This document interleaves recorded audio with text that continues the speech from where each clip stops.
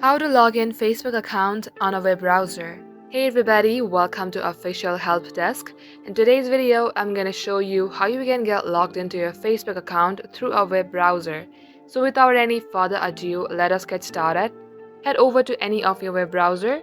Once you do so, at the top search bar type in www.facebook.com. As you tap on to go, you will land onto this page.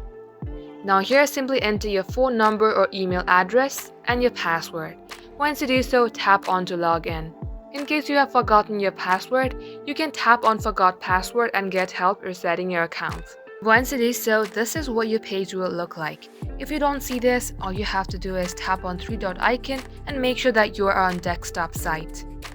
And that is how you will be able to do so. That is all for today's tutorial. Thank you for watching the video till the very end. If you would like to see more videos on this topic, then do comment down below and we will catch you up in our next upload. In the meantime, do like this video and subscribe to our channel to never miss an update from us.